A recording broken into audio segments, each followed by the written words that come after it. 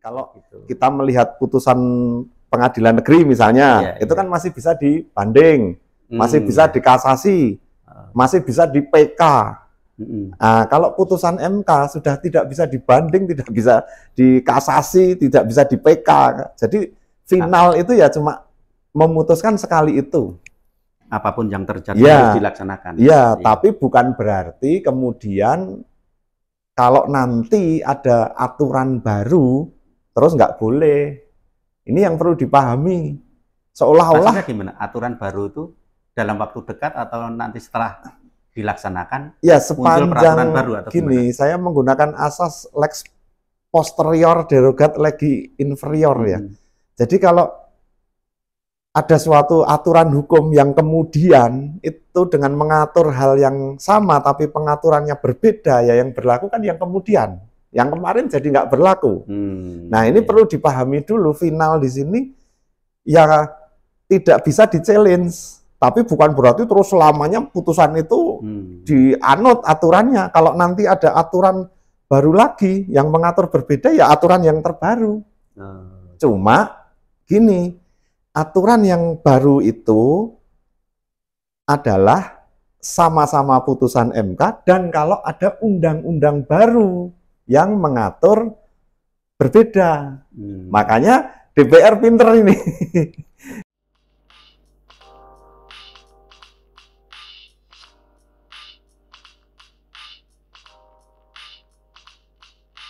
Ketemu dengan Dr. Beni Hidayat SHM. Beliau adalah dosen Fakultas Hukum UMY dan Ketua Pusat Kajian Konstitusi dan Pemerintahan Fakultas Hukum Universitas Muhammadiyah Yogyakarta. Langsung aja Mas Beni. Sebenarnya itu kan ini kan keputusan MK ya, keputusan MK itu putusan.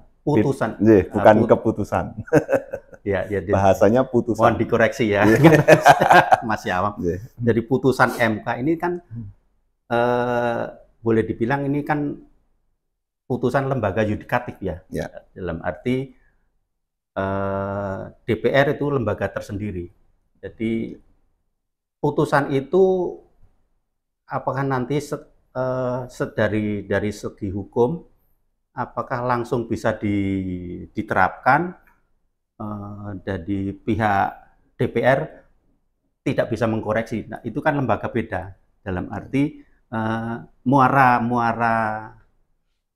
konstitusinya bagaimana? Itu menurut Mas Beni sebagai pakar konstitusi juga pakar hukum. Silakan Mas Beni. Terima kasih. Jadi kalau kita lihat kronologinya, itu kan ya saya mengistilahkan dengan kegaduan hukum dan politik ya di minggu ini. Bermula dari keluarnya putusan MK nomor 60 dan 70 2024 ya kan.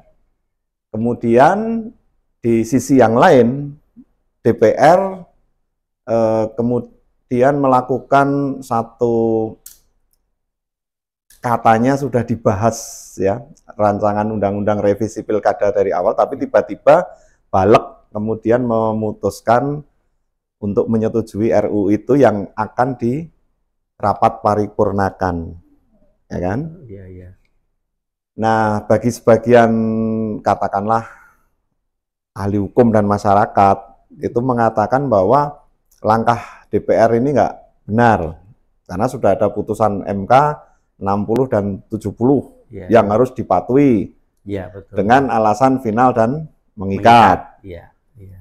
Bagi saya ini masih menjadi perdebatan, bahkan saya mencoba ya untuk mendudukkan permasalahan ini secara hukum. Jadi perlu dipahami putusan final dan mengikat itu maknanya apa. Memang antara ahli hukum ya beda-beda, ya kan? Tapi saya memahaminya. Maksudnya beda-beda itu ya rujukannya atau koridornya atau cara pemaknaannya, pemaknaan. Bagi saya yang namanya final itu artinya putusan dari MK itu tidak bisa di-challenge tidak bisa diprotes lagi, tidak bisa dibanding, bahasanya begitu aja lah. Dalam arti kalau DPR mau melakukan revisi undang-undang itu tidak tepat juga atau gimana? Nah, itu soal lain, artinya tidak terkait. Maksud saya begini, kalau kita melihat putusan pengadilan negeri misalnya, itu kan masih bisa dibanding, masih bisa dikasasi, masih bisa di PK. Nah, kalau putusan MK sudah tidak bisa dibanding, tidak bisa dikasasi, tidak bisa di PK. Jadi final itu ya cuma memutuskan sekali itu. Apapun yang terjadi harus dilaksanakan. Iya, tapi bukan berarti kemudian kalau nanti ada aturan baru terus nggak boleh. Ini yang perlu dipahami. Seolah-olah gimana? Aturan baru itu dalam waktu dekat atau nanti setelah dilaksanakan? Ya, sepanjang baru atau gini, gimana? Saya menggunakan asas lex posterior derogat legi inferior ya. Jadi kalau ada suatu aturan hukum yang kemudian itu dengan mengatur hal yang sama tapi pengaturannya berbeda, ya yang berlaku kan yang kemudian. Yang kemarin jadi nggak berlaku. Nah, ini perlu dipahami dulu, final di sini ya tidak bisa di-challenge. Tapi bukan berarti terus selamanya putusan itu dianut aturannya. Kalau nanti ada aturan baru lagi yang mengatur berbeda, ya aturan yang terbaru. Cuma gini, aturan yang baru itu adalah sama-sama putusan MK dan kalau ada undang-undang baru yang mengatur berbeda. Makanya DPR pinter ini. Dia menggunakan celah itu. Lah kalau DPR kemudian membuat undang-undang baru lagi yang isinya berbeda dengan ketentuan putusan MK, ya boleh saja. Oh, gitu ya. Nah, kalau putusan MK terus final maknanya nggak boleh diogreh-ogreh, nggak boleh rubah. Gugat gitu istilahnya. Lah undang-undang dasar aja bisa dirubah. Ya kan? Iya. Tapi cara merubahnya apa? Pertama, dengan putusan MK itu sendiri yang kemudian. Jadi kan dulu ada kejadian, undang-undang diuji dengan di MK. Judicial review. Ya, muncul putusan MK, ya kan? Iya. Katakanlah menolak.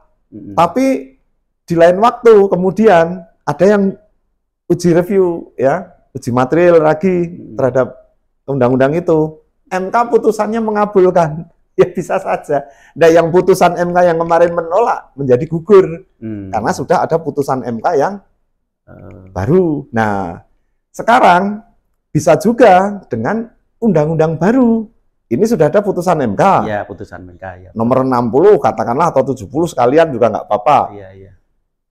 Tiba-tiba atau sebetulnya DPR nggak mau dikatakan tiba-tiba karena memang ada proses pembahasan itu. Iya, iya. Dia buat undang-undang baru yang norma atau aturannya berbeda dengan putusan MK ini. Ya nggak apa-apa. Yang nanti kalau misalnya disahkan kemarin, tapi kan nggak.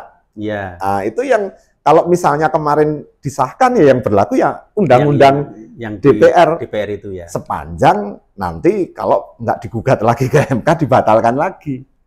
Itu final. Artinya begitu. Jadi final itu kemudian tidak bisa terus enggak.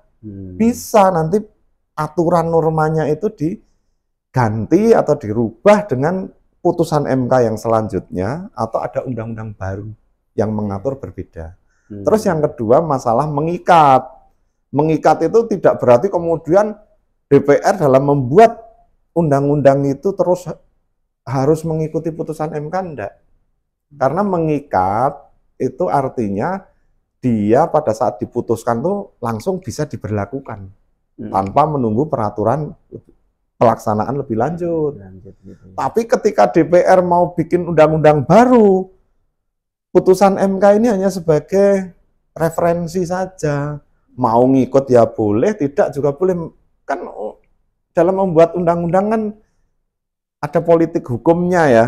Itu kan ya terserah dia inspirasinya dari mana. Tunggu, nanti kalau dirasa undang-undang yang dibuat oleh DPR merugikan, ajukan uji materi, uji formil, bahkan sekarang bisa. Kalau dinilai proses membuatnya nggak benar juga, bisa diajukan ke MK.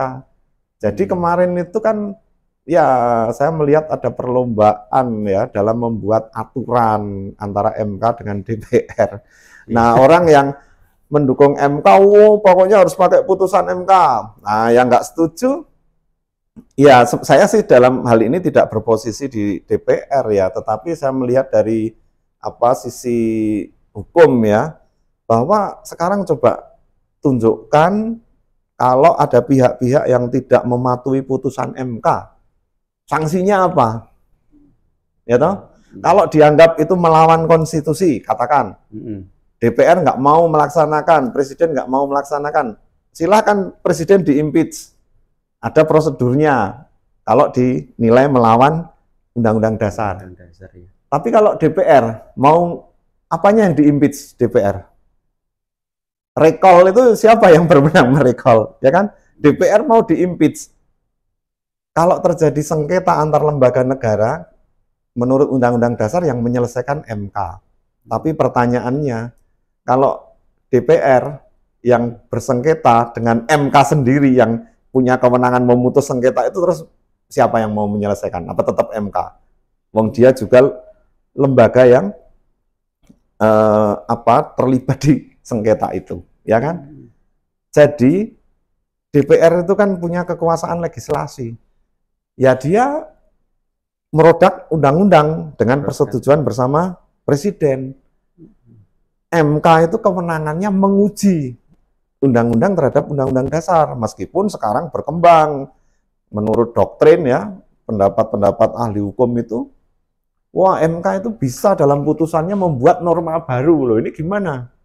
Harusnya putusan MK itu hanya mengatakan bahwa undang-undang ini bertentangan tidak dengan undang-undang dasar aja. Oh ini bertentangan, alasannya begini. Ini tidak bertentangan, alasannya begini. Jangan kemudian nambah-nambahi. Itu kalau dalam istilah hukum namanya ultra petita ya.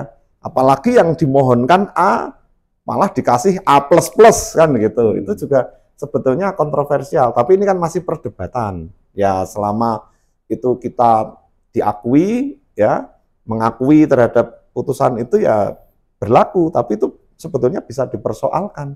Ini kan sama yang terjadi tadi.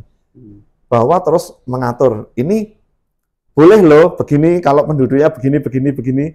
Padahal harusnya kan pasal yang diujikan, oh ini bertentangan. Ini tidak bertentangan. Silahkan direvisi undang-undangnya, itu aja. Tidak membuat aturan baru. Ini yang kemarin itu membuat aturan baru. Oh, iya. Karena jadi misalnya, partai non parlemen ini yang itu 20% yang kursi membuat aturan baru itu. Iya. Termasuk 30 tahun adalah pada saat pendaftaran atau penetapan. Iya. Di undang-undangnya nggak ada, pokoknya 30 tahun. Nah, ini memang kelemahan, kalau soal kelemahan membentuk undang-undang itu soal lain. Iya. Tapi di teks undang-undang pokoknya 30 tahun. Kemudian ditindaklanjuti dengan peraturan KPU. Peraturan KPU itu ada 3 macam itu dulu itu. Pertama pada saat pendaftaran pernah loh. Terus pada saat penetapan, pada saat pelantikan kemarin barusan karena ada uji ke MA. Kemudian yang sekarang ini kan akhirnya kembali ke penetapan. Jadi pengertian final dan mengikat itu, final itu dalam arti adalah tidak bisa di-challenge ya putusan itu. Tetapi kalau DPR mau membuat aturan baru, norma baru, ya, yang berbeda dengan putusan MK nggak apa-apa. Nah kemarin itu karena ada yang pro putusan MK sama yang enggak, ya jadi kesannya seperti itu. Coba kalau ini bukan masalah pilkada, mungkin ya kita nggak akan heboh, ya kan? Kemudian mengikat itu bukan berarti mendikte DPR untuk membuat undang-undang yang isinya harus sama dengan putusan MK. Ya bahasa kasarnya suka-suka dia. Justru pengawasannya nanti kalau sudah keluar undang-undang, wah ini merugikan nih, prosedurnya nggak bener nih, ajukan uji ke MK. Tapi kalau ini ada putusan MK, muncul undang-undang baru, yang pengaturannya berbeda dengan putusan MK? Ya yang diberlakukan ya yang undang-undang ini. Yang terbaru ya. Ya sepanjang kan belum dibatalkan lagi oleh MK. Itu Mas. Jadi ini kan tahap terakhir ya, keputusan terkait dengan pilkada yang diprotes kemarin. Ya, itu, aturan main. Aturan mainnya ya. Kan ini terakhir, besok sudah pendaftaran. Ya. Itu ini bola liar masih di mana nih? Di DPR apa di KPU ini? Gini, tadi putusan MK udah ada. Sudah ada, ya. Tadinya DPR mau bikin undang-undang baru, revisi undang-undang pilkada, tapi kan karena tidak memenuhi quorum, tidak bisa dirapat paripurnakan. Iya, betul. Nah, persetujuan pengesahan undang-undang itu kan di rapat paripurna ya. Rapat paripurna itu nggak bisa serta-merta semalam. Harus ada proses. Iya. Nah, proses untuk menentukan kapan rapat paripurna itu sudah bisa dipastikan akan lebih dari tanggal 27 besok. Iya.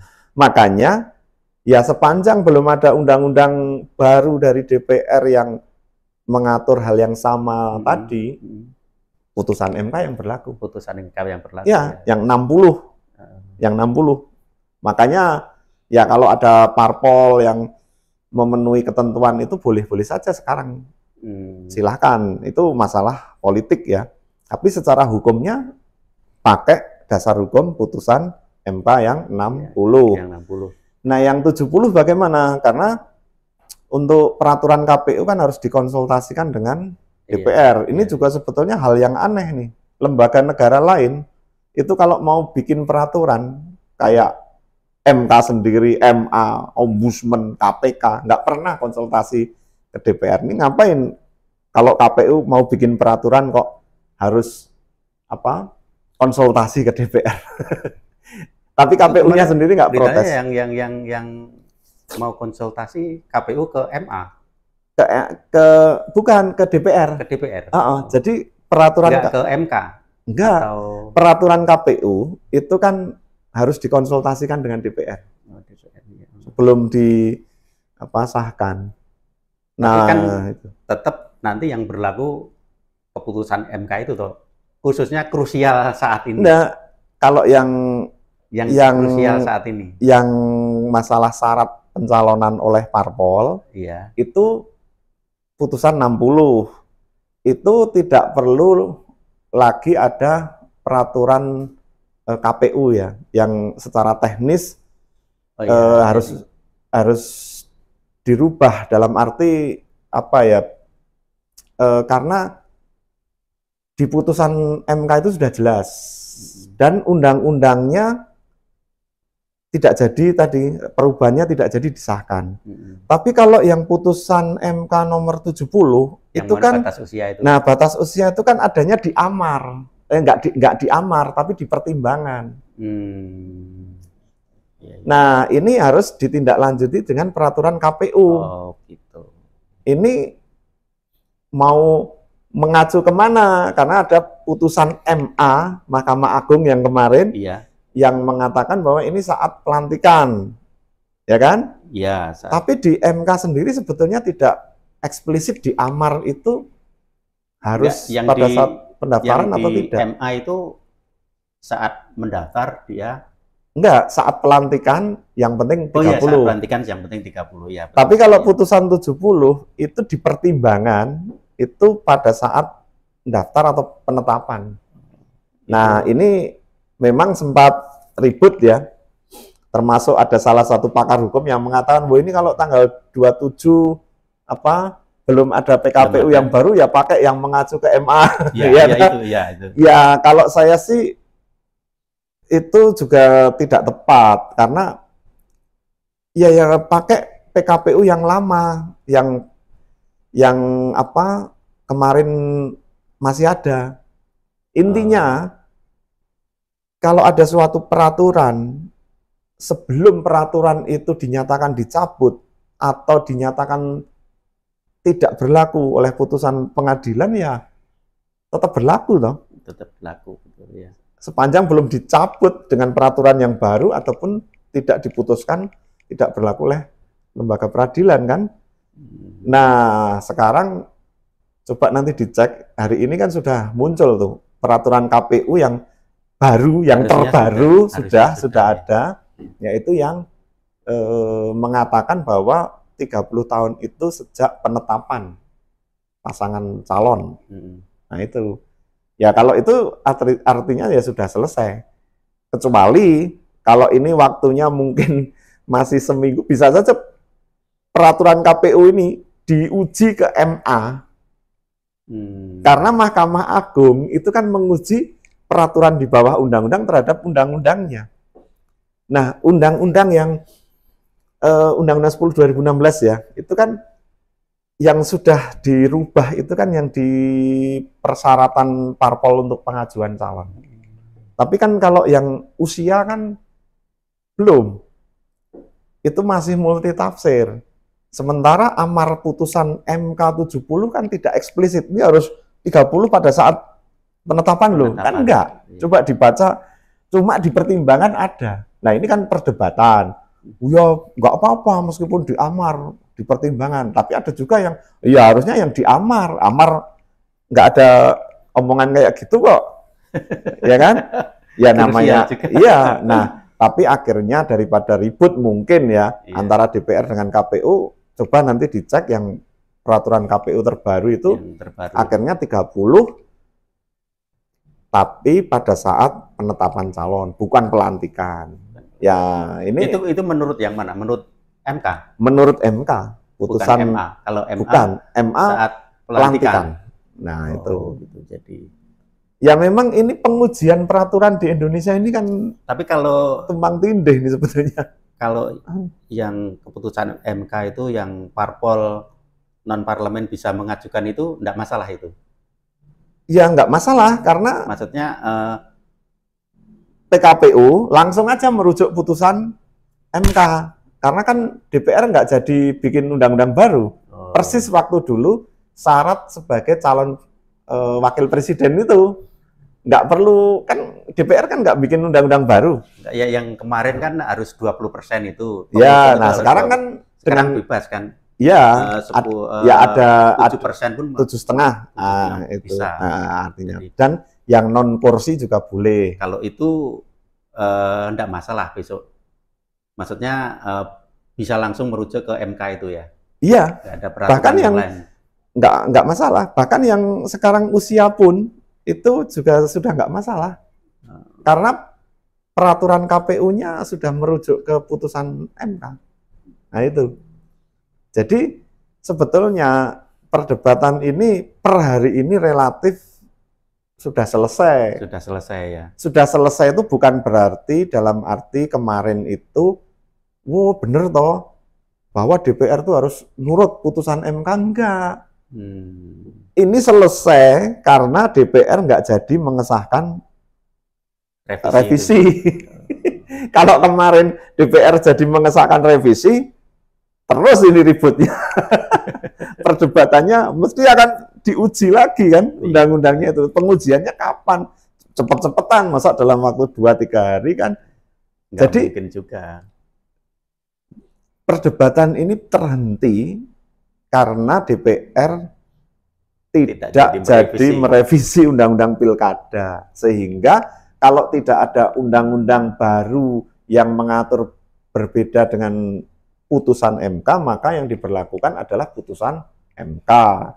Tadi sudah saya katakan bahwa putusan MK ini norma aturannya itu bisa dirubah dengan putusan MK yang kemudian atau undang-undang baru yang mengatur hal berbeda dari putusan ini. Ya, jadi final dan mengikat itu terus ini berlaku seterusnya seumur hidup kan enggak. Ini hanya ya biasalah orang punya pendapat kemudian menggunakan alasan final dan mengikat, padahal pemahaman final dan mengikat kan tidak seperti itu. Termasuk DPR di dalam membuat undang-undang itu tidak harus kemudian terikat, loh MK udah ngomong begini harus begini. Loh kan mau bikin aturan baru. Nah, terus kalau begitu kekuasaan legislasinya di mana DPR? DPR silakan bikin undang-undang dengan persetujuan presiden. Kalau ada masyarakat yang merasa dirugikan, menilai ada kerugian material, ada cacat formil, cacat material, ajukan review ke MK. MK yang memutuskan, ini bertentangan, ini tidak bertentangan. Tapi jangan terus ini bertentangan, harusnya begini loh. Saya mengibaratkan MK itu kalau waktu dulu saya sekolah S3 itu ya kayak penguji eksternal, bukan promotor ke promotor. Kalau promotor ke promotor direvisi, ini direvisi, ini yang nggak benar ini, ya kan? Kamu harus nurut ini. Iya. Tapi kalau penguji eksternal ya hanya menanyakan, loh, alasan saudara argumentasinya apa? Begini, bisa begini. Seperti ini, iya, cuma dia akan memberi nilai, lulus nggak gitu. terhadap promovendus atau promovenda kan? Iya. Jangan kemudian, wow ini nggak benar nih, harusnya begini, nggak bisa. Nggak bisa ya, betul. Dia cuma menguji, tanya, menurut argumennya kenapa gini? Dia ngasih penilaian, oh ini lulus, tidak lulus, sudah itu aja. Penguji eksternal, bukan promotor ke promotor. Nah MK sekarang kan jadinya apa ya, melebar, meluas, tidak hanya sekedar menguji ini bertentangan tidak dengan undang-undang dasar, undang-undang ini, tapi kan nambahi aturan sendiri. Berarti itu yang dilakukan MK mungkin saat ini agak lebih apa ya, seperti yang dikatakan Mas Beni tadi, dia kan hanya menilai. Ya, kalau harusnya. Saat ini agak menyalahi norma atau gimana? Saat ini nambahi norma. Nambahi norma. Bahkan cenderung merubah norma. Oh, iya. Jadi dan itu bukan kewenangannya ya? Kalau menurut saya, karena banyak ahli hukum yang dia setuju. Oh, gitu. Ya sekarang sebetulnya ini kan biasa ahli hukum itu. Dua orang ahli hukum bisa 3 pendapat. Ya artinya kalau saya sih tetap berpegang pada pasal 24 tuh Undang-Undang Dasar 45. Ya kewenangannya menguji undang-undang terhadap undang-undang dasar. Tapi sekarang dalam undang-undang sendiri, amanah yang harus diemban MA itu apa? MA atau MK itu apa? MK. Kewenangan. Jadi dia bisa apa saja itu loh. Bisa apa saja. Nah, itu menguji kan? Menguji undang-undang terhadap undang-undang dasar. Ini bertentangan enggak? Terus dia bisa menyatakan apakah presiden itu melanggar undang-undang dasar enggak?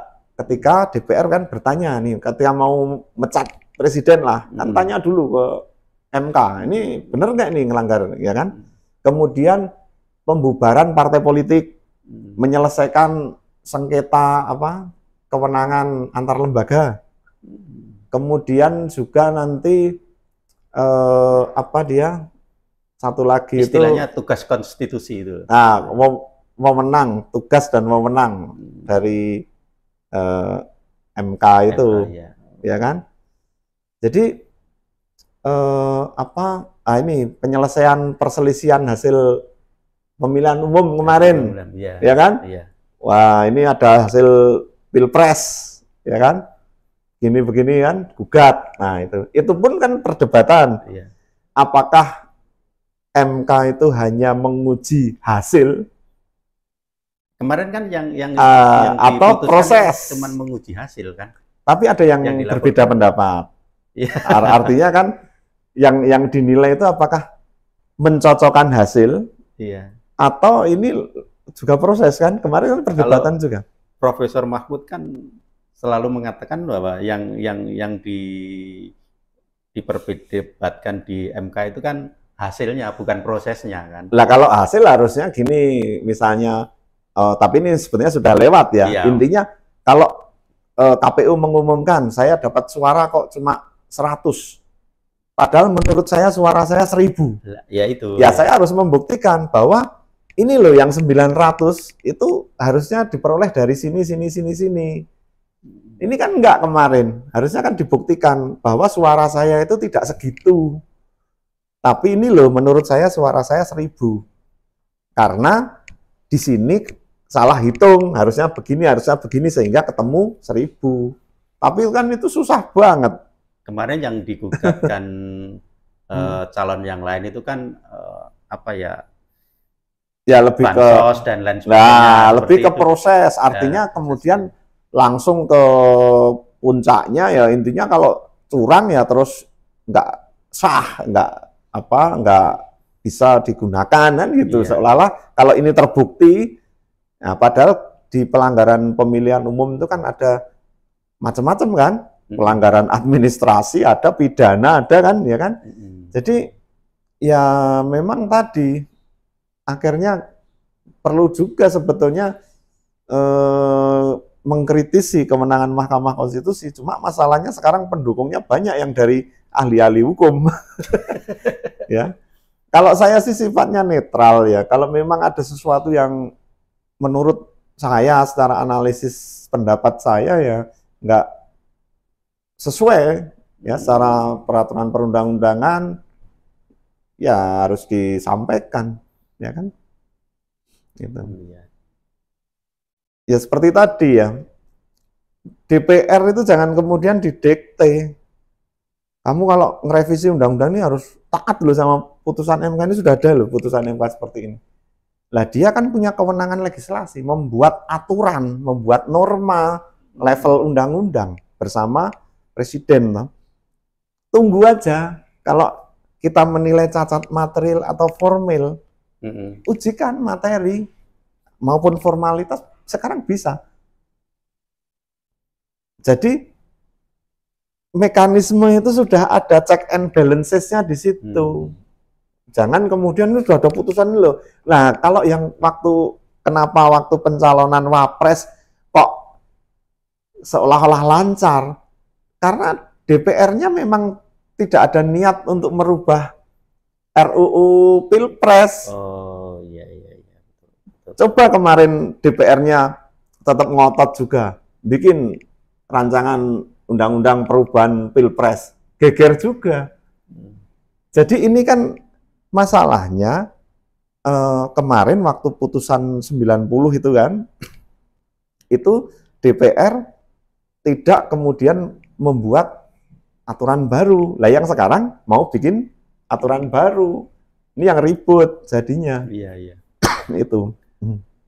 Terus kemarin demo itu maksud dan tujuannya apa itu? Ya kalau demo kemarin itu pressure ke DPR. Pressure ke DPR supaya tidak melakukan revisi undang-undang ya. Itu. Kok mengembet-embet juga ke Jokowi dan lain sebagainya. Wah ya itu. Ini sudah ranah politik.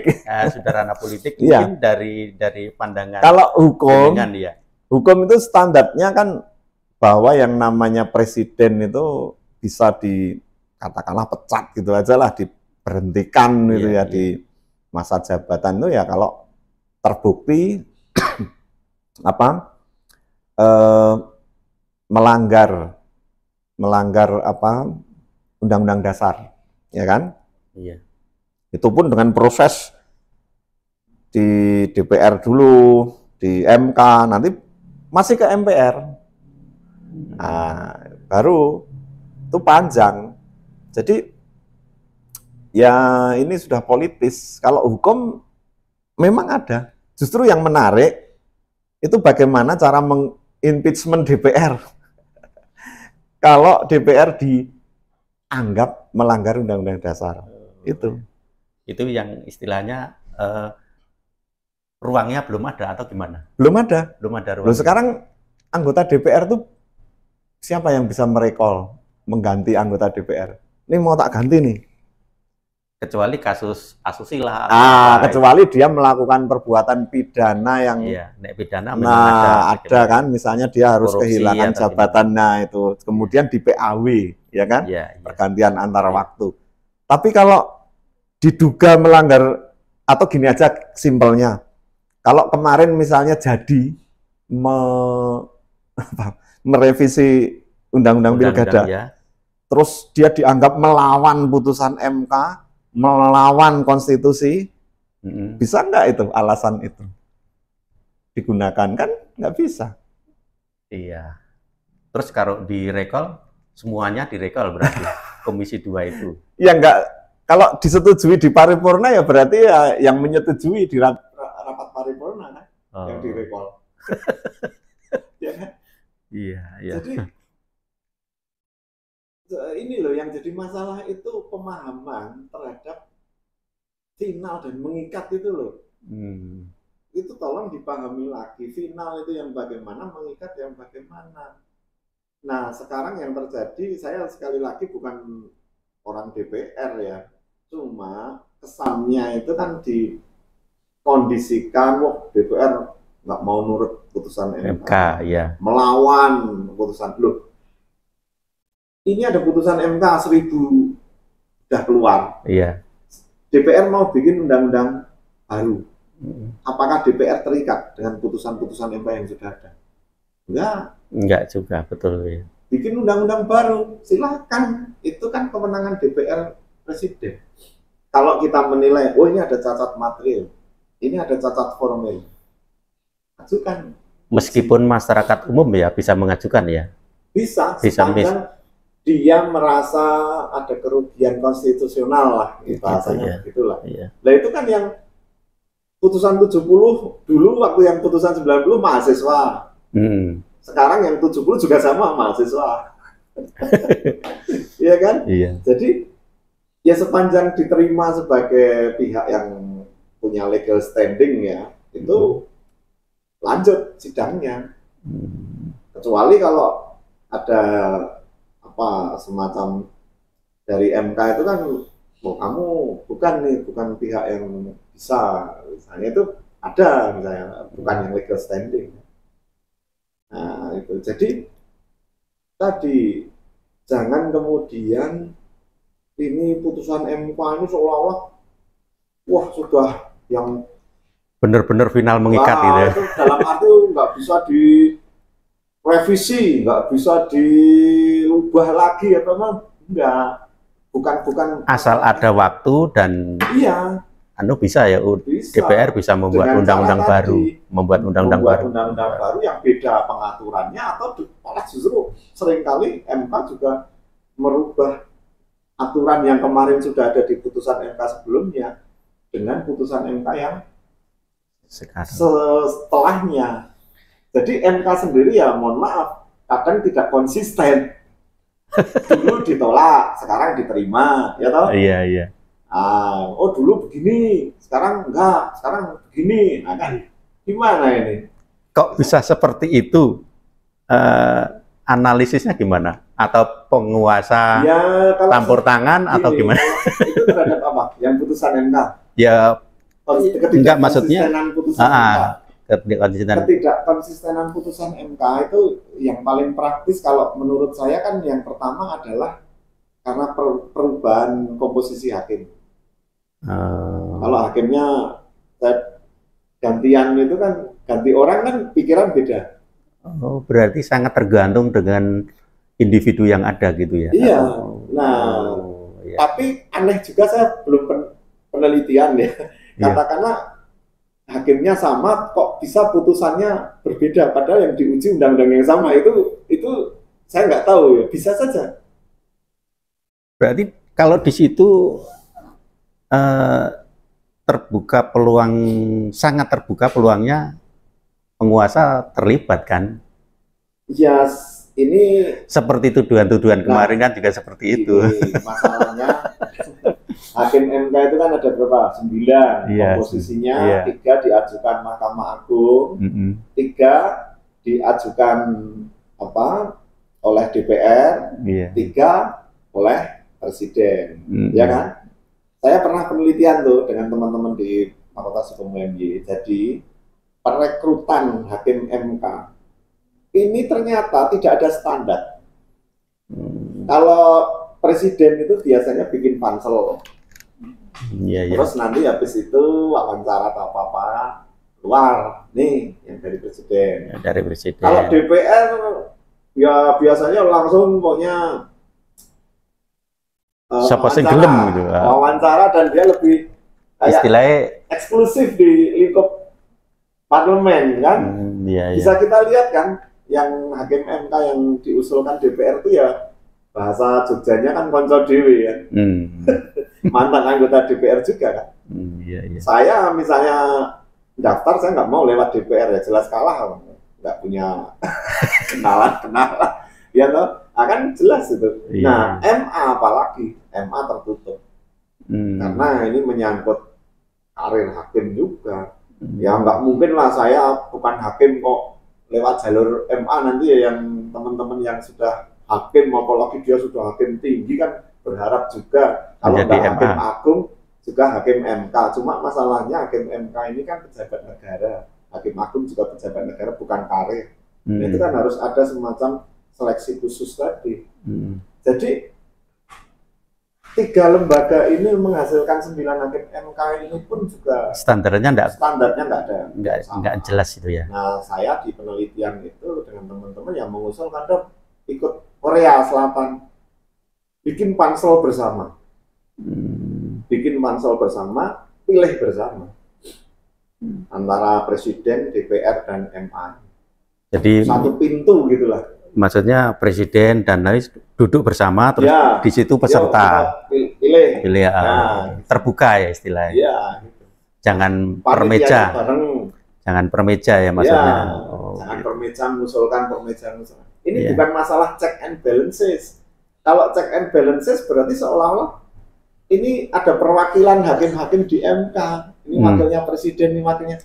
Ini kan lembaga negara sudah check and balances. Check and balancesnya itu kan, kalau DPR bikin undang-undang, kok ini ada yang nggak merasa apalah dirugikan gini-gini, ya sudah gugat ke MK kan gitu. Check and balances bukan terus di dalamnya itu komposisi hakim-hakim itu. Kalau begitu hakim agung juga dibikin kayak gitu juga, enggak.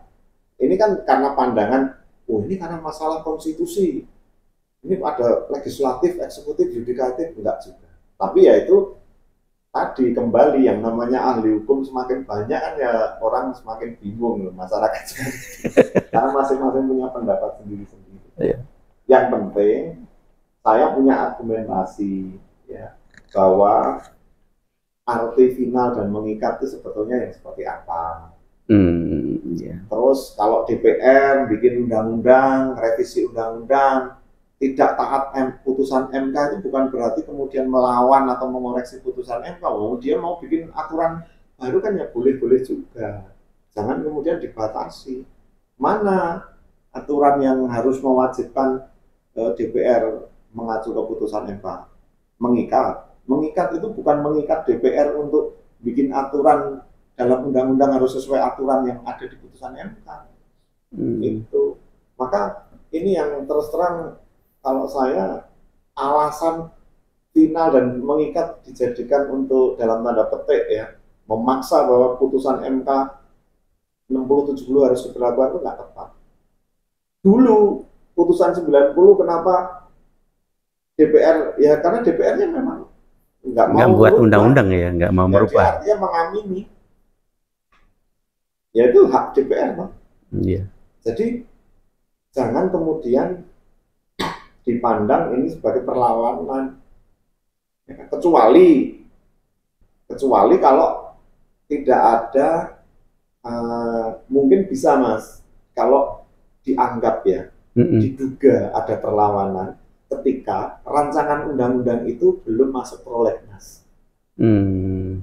Karena apa? Loh kok ujuk-ujuk muncul? Kan nggak boleh Mas bikin.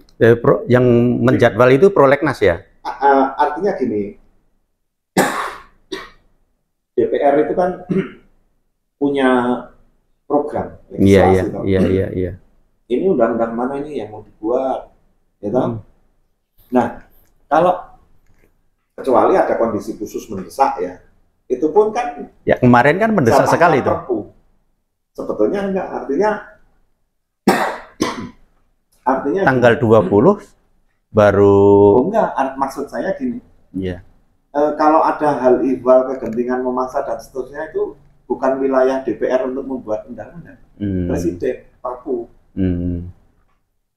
Kalau DPR kan harus tadi ada argumen, ada naskah akademik, argumentasinya apa atau undang-undang ini dibikin, pembahasannya ada tingkat 1, tingkat 2. Berarti kemungkinan yang revisi undang-undang yang mau diputuskan kemarin itu kemudian nggak masuk prolegnas. Sudah masuk. Iya. Nah, jadi rancangan undang-undang revisi lah intinya. Revisi undang-undang pilkada itu memang sudah ada agendanya, bahkan sudah tahun 2023 ya ada pembahasan, cuma kok kayaknya tertidur, tiba-tiba dibahas lagi sehingga orang mengesankan, loh kok ujuk-ujuk bikin undang-undang, padahal enggak ya. Padahal itu, nah kalau DPR ujuk-ujuk tiba-tiba terus bahas sebuah undang-undang, itu saya menolak. Karena loh kok bisa ini tiba-tiba ada, nah kemarin sudah masuk prolegnas belum? Ada naskah akademiknya belum? Sudah tingkat 1 begini belum? Kok tiba-tiba? Itu iya. Tapi ini tuh kemarin tuh sudah ada pembahasan.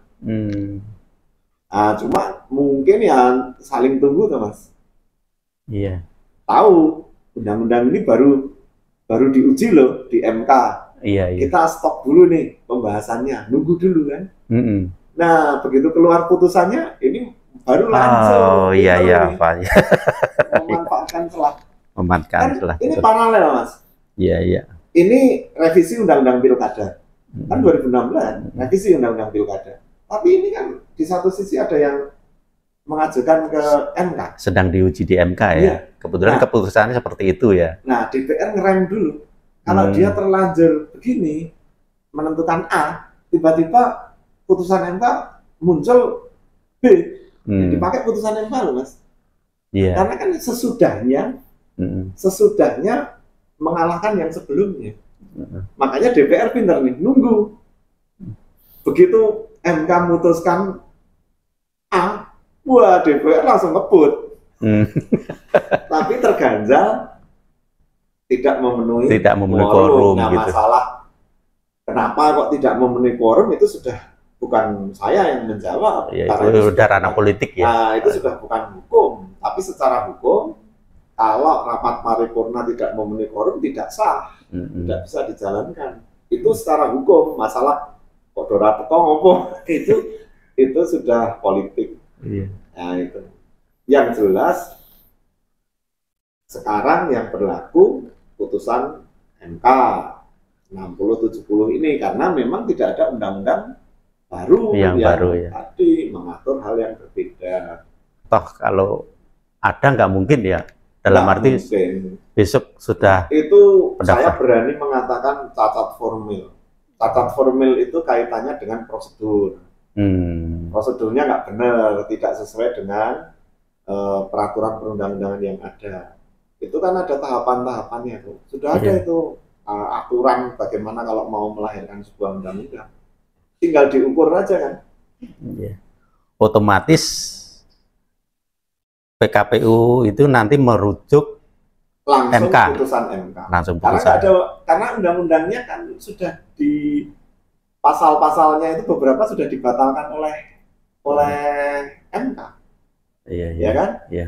Jadi KPU harus merujuk kepada Undang-Undang 10 2016 yang sudah dalam tanda petik direvisi oleh MK. Ya. Bukan yang direvisi oleh DPR. Ya. Kalau kemarin DPR-nya yang muncul undang-undangnya lah, PKPU merujuknya yang ke undang-undangnya yang baru. Itu. Jadi berarti nanti ini KPU konsultasinya ke MK ya? Enggak, KPU langsung ke DPR. Langsung ke DPR? Iya, karena memang peraturan KPU itu dikonsultasikan ke DPR. Jadi nanti peraturan dikonsultasikan ke DPR, ini loh yang saya pakai yang MK gitu ya. Gitu. Dan DPR ya harus menyetujui. Harus menyetujui ya. Dia belum bikin undang-undangnya. Undang-undangnya baru. Kalau dia, nah ini kalau DPR tidak setuju dengan peraturan KPU yang merujuk keputusan MK, DPR-nya malah bisa dipersoalkan. Ya. Karena saat ini yang berlaku kan putusan MK. Putusan MK. Nah itu. Jadi yang saya cuma ingin meluruskan saja supaya jangan salah kaprah, karena ini juga ada muatan politisnya ya. Jadi kemarin itu apa yang dilakukan oleh DPR itu bukan pembangkangan konstitusi, bukan melawan putusan MK, itu ya itu silahkan dianggap, mungkin ya bisa jadi, karena namanya orang saja juga kita kan kadang nggak tahu niat orang itu seperti apa. Tapi fakta hukum itu DPR punya wewenang untuk itu. Jadi secara hukum itu jangan dipersoalkan. Kalau masalah, oh ini kan niatnya undang-undang ini mau dilahirkan untuk melawan putusan MK, ya itu sudah politik. Tapi secara hukum jangan dihalang-halangi. Oh, iya. Ya itu loh. Tapi kebetulan kemarin tidak memenuhi quorum aja. Nah, jadi saya ini bukan juru bicara DPR loh, sekali lagi. Jadi putusan MK ini bisa berlaku itu bukan karena demo kalau menurut saya. Iya, iya. Karena DPR tidak mengesahkan rancangan undang-undang revisi pilkada itu. Iya. Nah, masalah orang ada yang bilang, Mas, ayo nek radi demo, ayo mesti kok beda, nah, itu salah ya. Salah dia. Saya tidak ranah politik, saya hukum. Jangan mengatakan kemudian, oh ini kan niatnya sudah mau begini-begini, enggak. Kita kan secara mekanisme hukum ya memang begitu. Ya kalau tidak memenuhi quorum, mau paripurna lagi nggak bisa, Mas. Langsung 24 jam kilat nggak bisa. Ada tahapannya, rapat badan musyawarah dulu, kapan mau rapat paripurna lagi. Nanti kalau maksa, Mas, nanti bisa cacat formil. Ada tuh itu yang dulu, saya lupa, undang-undang yang asal pokoknya didok keluar, batalkan sama MK. Karena memang prosedurnya nggak benar. Oh gitu ya. Yang namanya suatu peraturan itu harus memenuhi syarat sah material, syarat sah formil. Syarat sah material harus dibuat oleh lembaga yang berwenang, tidak boleh ada cacat yuridis, misal disogok duit atau dipaksa odong misalnya seperti itu kan, tidak boleh lagi bertentangan dengan peraturan perundang-undangan yang lebih tinggi. Nah, syarat formil itu lebih kepada prosedurnya itu harus diikuti sesuai peraturan yang menjadi dasar hukum. Misal tadi PKPU, ya kemarin kan sempat ribut tuh. Iya. Meskipun saya sebetulnya kan tidak setuju kenapa peraturan KPU itu harus dikonsultasikan ke DPR. Ini kan soal lain. Soal lain. Tapi kalau sampai KPU tidak mengkonsultasikan peraturannya ke DPR, bisa loh dibatalkan. Karena cacat formil. Undang-undang mengatakan peraturan KPU itu harus dikonsultasikan dengan DPR. Loh ini kok nggak dikonsultasikan? Itu peraturan KPU-nya bisa cacat formil. Cuma yang kasus waktu Wapres itu calon pencalonan itu PKPU-nya itu nggak dikonsultasikan ke DPR. Alasannya karena DPR reses. Tapi akhirnya PKPU-nya apa? Tetap berlaku. Tapi anggota KPU-nya kena tegur dari Dewan Kehormatan. Tapi PKPU-nya tetap berlaku karena alasannya masuk akal. Secara hukum bisa diterima. PKPU kan harus dikonsultasikan dulu DPR, nih, ya. DPR. Iya. Lah, DPR-nya reses. Gimana? Ini reses ini kan konstitusional. Iya. Kecuali DPR-nya plesir. Iya. Reses itu kan mencari masukan ke daerah-daerah. Bukan, maksudnya reses itu kan ada dalam undang-undang. Tapi kalau gitu, alasannya plesir atau nggak mau gitu, nah itu kan bukan alasan itu, terus dia nekat keluar PKPU, PKPU-nya batal. Tapi kemarin enggak, karena reses. Ya sudah, PKPU akhirnya Gibran bisa daftar. PKPU-nya sah. Nah, kalau sekarang ini kan nggak ada alasan reses apa-apa. Tapi nggak tahu hari ini mungkin konsultasinya udah dipersingkat atau kemarin kayaknya sudah ketemu di hotel mana itu kan. Sudah, artinya itu bagian dari konsultasi. Hari ini terakhir ya. Ya, artinya sudah diketok harusnya. Karena untuk saat ini kondisi harus dalam tanda petik memaksa KPU untuk konsultasi. Kalau sampai nggak konsultasi bisa dibatalkan nanti diuji. Cacat formil ya? Iya, cacat formil karena prosedurnya nggak dilalui. Nah itu bedanya di situ. Jangan kemudian banding-bandingkan. Wah dulu nggak perlu dikonsultasikan, ya nggak apa-apa. Sekarang kok harus dikonsultasikan. Ini yang kadang, ya memang apa ya, kalau mungkin kalau situasional sekali ya. Iya mungkin ini kan karena sudah ada nuansa politis ya. Kenapa kental politis waktu sekali putusan MK 90 tidak ditindaklanjuti dengan perubahan undang-undang? Ini kok putusan 60-70 DPR-nya tiba-tiba ngegas untuk buat revisi. Dan kan ya itu tanyakan ke DPR kan, kita kan nggak tahu ya. Kenapa dulu waktu putusan 90 santai-santai aja, udah pakai itu aja. Bahasa kasarnya tidak dilawan. Nah sekarang kan bahasa kasarnya dilawan. Padahal kalau secara hukum bukan dilawan. Final itu tidak bisa dilawan tadi, dalam arti final tadi. Ini kan finalnya tidak kalau kita berperkara di pengadilan. Ini kan beda jalur, legislasi, yudikatif. Gitu. Terima kasih Mas, udah sangat lengkap sekali. Kalau tidak dibatasi durasinya bisa lama sekali. Mungkin bisa menjadi rujukan kita netizen sebagai masyarakat Indonesia. Inilah kata pakar hukum dari Universitas Muhammadiyah Yogyakarta, Dr. Benny. Terima kasih, semoga menjadi membuka wawasan kita semua agar negara kita ini tetap adem ayem, aman, tentram, tidak ada simpang siur lagi pendapat gitu ya. Terima kasih, Mas Benny. Sama-sama. Ya, Mas.